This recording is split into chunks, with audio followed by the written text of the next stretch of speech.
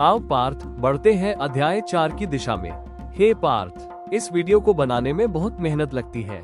कृपया कमेंट में जरूर बताना कि आपको यह वीडियो कैसी लगी, पसंद आए या नहीं। आपके विचार हमारे लिए बहुत कीमती है। जय श्री कृष्ण। श्री भगवान बोले, मैंने इस अविनाशी योग को सूर्यदेव विवस्वान को बताया, विवस्वान ने मनु को बताया और मनु ने इक्ष्वाकु को बताया। इस प्रकार परंपरा से प्राप्त इस योग को राजर्षियों ने जाना, किंतु हे परतप, ये योग काल के प्रभाव से इस संसार में लुप्त हो गया। वही प्राचीन योग मैंने आज तुझे बताया, क्योंकि तू मेरा भक्त और मित्र है। ये योग अति गोपनीय और उत्तम रहस्य है। अर्जुन बोले, आपका जन्म तो अभी का है और विवस्वान का जन्म बहुत पहले हुआ। मैं कैसे मानूं कि आपने प्रारंभ में ये योग उन्हें बताया? श्री भगवान बोले, हे अर्जुन, मेरे और तेरे बहुत जन्म हो चुके हैं। मैं उन सभी को जानता हूँ, परंतु तू नहीं जानता, हे परतप। यद्यपि मैं अजन्मा और अविनाशी स्वरूप वाला हूँ और सब प्राणियों का ईश्वर हूँ, फिर भी अपनी प्रकृति को अधीन करके अपनी माया से प्रकट होता हूँ। हे भारत, जब जब धर्म की हानि और अधर्म की वृद्धि होती है, तब तब मैं स्वयं को प्रकट करता हूँ। साधुओं की रक्षा, दुष्टों के विनाश और धर्म की स्थापना के लिए मैं युग युग में प्रकट होता हूँ। हे अर्जुन, जो मेरे जन्म और कर्म को दिव्य रूप से तत्वतः जानता है, वह देह त्यागने के बाद पुनर्जन्म नहीं लेता, वो मुझे प्राप्त करता है। राग, भय और क्रोध से मुक्त होकर मुझ में तत्पर मेरे शरणागत बहुत से लोग ज्ञान और तप से पवित्र होकर मेरे भाव को प्राप्त हुए। जो लोग जैसे मुझे भजते हैं, मैं उन्हें वैसे ही फल देता हूँ। हे पार्थ, सभी मनुष्य मेरे मार्ग का अनुसरण करते हैं। कर्मों की सिद्धि की इच्छा रखने वाले लोग इस लोक में देवताओं की पूजा करते हैं, क्योंकि कर्मों से उत्पन्न सिद्धि शीघ्र प्राप्त होती है। गुण और कर्म के आधार पर मैंने 4 वर्णों की रचना की। यद्यपि मैं इसका करता हूँ, फिर भी मुझे अकर्ता और अविनाशी जान। कर्म मुझे बांधते नहीं मुझे कर्मों के फल की इच्छा है। जो मुझे इस प्रकार जानता है, वो कर्मों से नहीं बंधता। ये जानकर पूर्व के मुक्ति इच्छुक लोगों ने कर्म किए, अतः तू भी पूर्वजों द्वारा किए गए कर्म ही कर। कर्म क्या है और अकर्म क्या है, इस विषय में विद्वान भी मोहित हो जाते हैं। मैं तुझे वो कर्म बताऊंगा जिसे जानकर तू अशुभ से मुक्त हो जाएगा।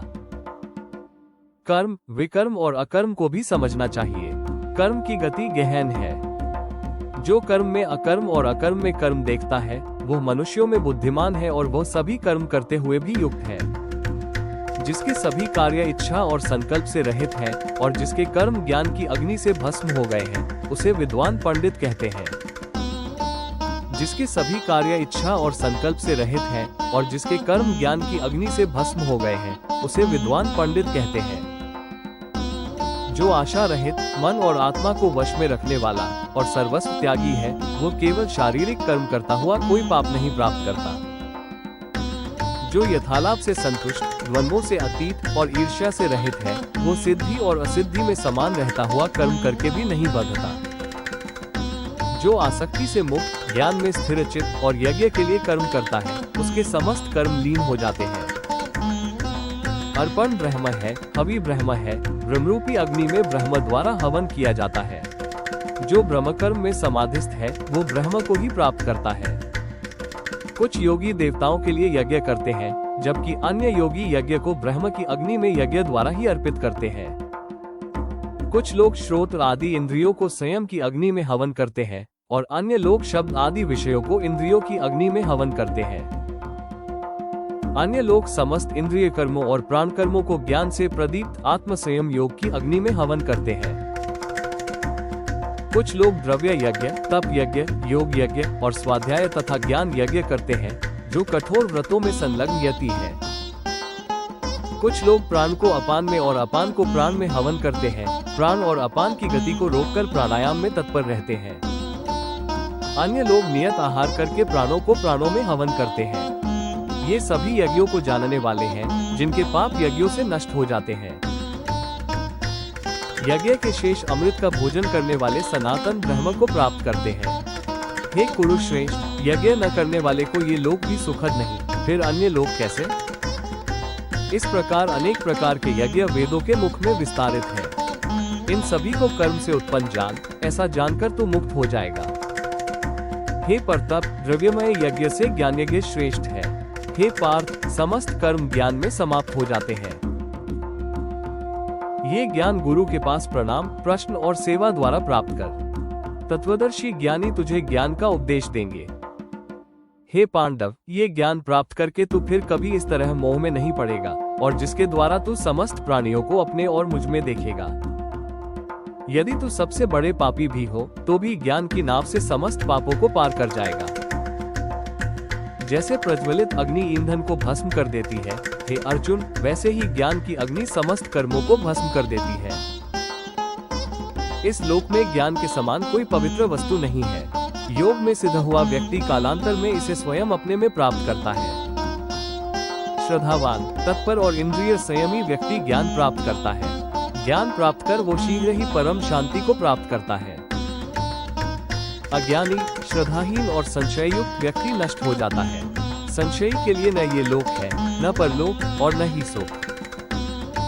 जो योग द्वारा कर्मों का संन्यास करता है और ज्ञान से संशय का नाश करता है, वो आत्मनिष्ठ व्यक्ति कर्मों से नहीं बंधता। हे धनंजय, अतः अज्ञान से उत्पन्न हृदयस्थ संशय को ज्ञान रूपी तलवार से काटकर योग में स्थिर हो और उठ। हे भारत, आशा करता हूँ कि यह वीडियो आपको अच्छा लगा होगा। अध्याय 4 में कुल 42 श्लोक है।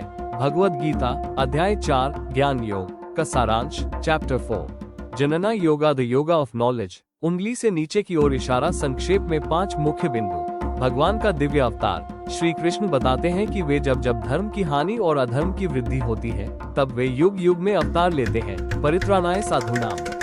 अनादि ज्ञान की परंपरा। ये ज्ञान सबसे पहले सूर्य देव विवस्वान को दिया गया था, फिर राजा इक्ष्वाकु से होता हुआ लुप्त हो गया, जिसे अब अर्जुन को पुनः दिया जा रहा है। कर्म और ज्ञान का समन्वय। सच्चे ज्ञानी व्यक्ति सभी कर्मों को भगवान को अर्पित करके निष्काम भाव से करते हैं, जिससे वे कर्म बंधन से मुक्त हो जाते हैं। ज्ञान की अग्नि। आत्मा का ज्ञान ऐसी अग्नि है जो सभी कर्मों को भस्म कर देती है। ये ज्ञान ही मोक्ष का माध्यम है। श्रद्धा, सेवा और तप द्वारा ज्ञान प्राप्ति। भगवान बताते हैं कि गुरु की सेवा, प्रश्न और विनम्रता से एक व्यक्ति सच्चा ज्ञान प्राप्त कर सकता है।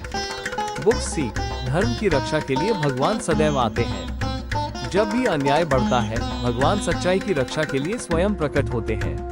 सच्चा ज्ञान आत्मा की पहचान कराता है। हम शरीर नहीं आत्मा है, ये बोध ही मोक्ष का मार्ग है। कर्म में निष्कामता रखनी चाहिए। फल की चिंता किए बिना कर्म करना ही सच्चा योग है। गुरु का मार्गदर्शन अत्यंत आवश्यक है। ज्ञान की प्राप्ति के लिए गुरु के प्रति श्रद्धा और विनम्रता जरूरी है। ज्ञान से ही अज्ञान का नाश होता है। ज्ञान रूपी अग्नि हमारे सभी पाप और मोह को भस्म कर देती है। धन्यवाद। जय श्री कृष्ण।